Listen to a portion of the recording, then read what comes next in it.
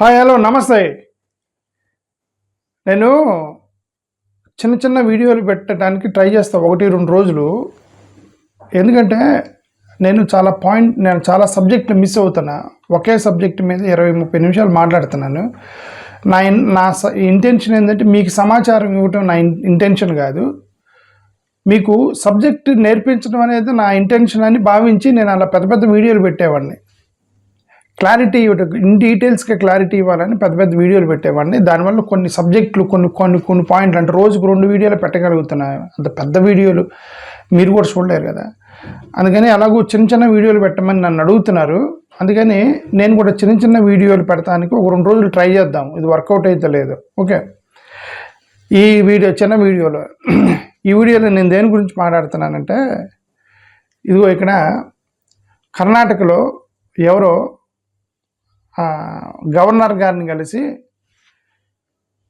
ఈ క్రిస్టియన్స్ మొత్తం ఎవరు షెడ్యూల్ క్యాస్ట్ క్రిస్టియన్స్ మొత్తాన్ని, ఇంకంతే కదా, కన్వర్టెడ్ క్రిస్టియన్స్ మొత్తాన్ని ఓసీలుగా పరిగణించాలి, భారత రాజ్యాంగాన్ని మీరు కాపాడాలి, రాజ్యాంగాన్ని మార్చేయండి, మతం మారిన హిందువుల్ని ఓసీలుగా గుర్తించండి, ఎందుకంటే హిందూ మతంలోనే కుల వ్యవస్థ ఉంది, ఇది సనాతన హిందూ దేశం అని మీరు గుర్తుంచుకోవాలి, ఇది భారతదేశం లౌకిక దేశం కాదు, విదేశీ మత ప్రచారాన్ని నిషేధించాలి. కాబట్టి మీరు ఎవరైతే మెజారిటీ స్థానాలు గెలిచిన పార్టీలు ప్రభుత్వాన్ని ఏర్పాటు చేసినప్పుడు సరే ఇదే ఏదో రాశారు. అల్టిమేట్గా ఏంటంటే వాళ్ళు గవర్నర్ని కలిశారంటండి. గవర్నర్ని కలిసి చెప్పారట, హిందూ మతంలోనే కుల వ్యవస్థ ఉంది, వాళ్ళకు మాత్రమే రిజర్వేషన్స్ ఇవ్వాలి, కాబట్టి ఎస్సీలకి మీరు రిజర్వేషన్ తీసేయండి అని గవర్నర్ని కలిశారని కర్ణాటకలో చెప్పారు. కొత్త విషయం కాదు, పాత విషయమే. నేను మీకు చెప్పేది ఏంటంటే, ఇలాగ ఎవరెవరైతే హిందూ మతంలోనే కుల వ్యవస్థ ఉంది అని చెబుతున్నారో వాళ్ళు కుల వ్యవస్థని, కుల డిస్క్రిమినేషన్ని లీగలైజ్ చేస్తున్నారు.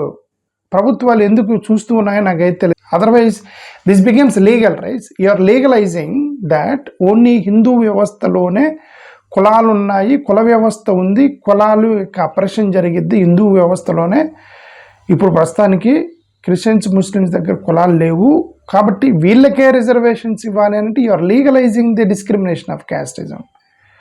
బట్ షెడ్యూల్ క్యాస్ట్ రిజర్వేషన్ ఇచ్చింది ఇప్పుడు కుల వ్యవస్థ ఉందని కాదు, హిస్టారికల్గా అప్రెస్ చేయబడిన కులాలకి. హిస్టారికల్గా అంటే ఇప్పుడు ఆర్మీ జాబ్లో పనిచేసే వాళ్ళకి ఎక్స్ సర్వీస్ మ్యాన్ ఉద్యోగాలు ఇస్తారు, ఎక్స్ సర్వీస్ మ్యాన్ రిజర్వేషన్ ఇస్తారు. ఎందుకు? గతంలో ఫ్రీడమ్ ఫైటర్స్కి రిజర్వేషన్ చేస్తారు. ఎందుకు? గతంలో ఎవరో ఫ్రీడమ్ ఫైటర్స్, స్వతంత్ర సమరయోధుల పిల్లలు వాళ్ళు కొట్లాడారని, ప్రాణాలు కోల్పోయారని వాళ్ళ పిల్లలకి రిజర్వేషన్ చేస్తూ ఉంటారు. అలాగే వీళ్ళు హిస్టారికల్గా వీళ్ళకి దెబ్బతిన్న కులాలకి రిజర్వేషన్స్ ఇవ్వని, అది యాక్చువల్గా ఎస్సీ రిజర్వేషన్, షెడ్యూల్ క్యాస్ట్లు అందుకు పెట్టి హిస్టారికల్ రిజర్వేషన్స్కి. ఇప్పుడు కాదు, ఇప్పుడు హిందూ మతంలోనే కుల వ్యవస్థ ఉందిగా అంటే లీగలైజ్ చేస్తే వీళ్ళందరూ మీరు కేసులు పెట్టాలి. యాక్చువల్గా నిజం చెప్పాలంటే the government has to file cases on all these people. ఎందుకు? ఆర్టికల్ 15 కుల వివక్ష చూపించడానికి లేదని ఆర్టికల్ 15 రాజ్యాంగం రాసుకున్నాం మనం. ఆర్టికల్ 15 ప్రకారం కుల వ్యవస్థ ఉండటానికి లేదు. There should not be any discrimination of caste. కుల వ్యవస్థ ఉండటానికి లేదు. ఆర్టికల్ 14 అందరూ సమానమే.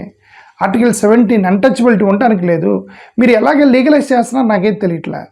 హిందూ మతంలోనే కుల వ్యవస్థ ఉంది, ఇక్కడే వివక్ష చూపిస్తారని లీగలైజ్ చేస్తున్నారు దాన్ని.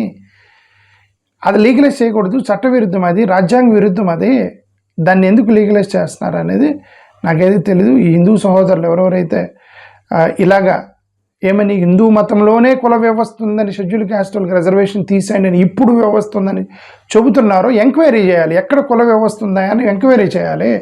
హిందూ సమాజంలో ఇప్పుడు ఎక్కడ కుల వ్యవస్థ అని ఎంక్వైరీ చేయండి.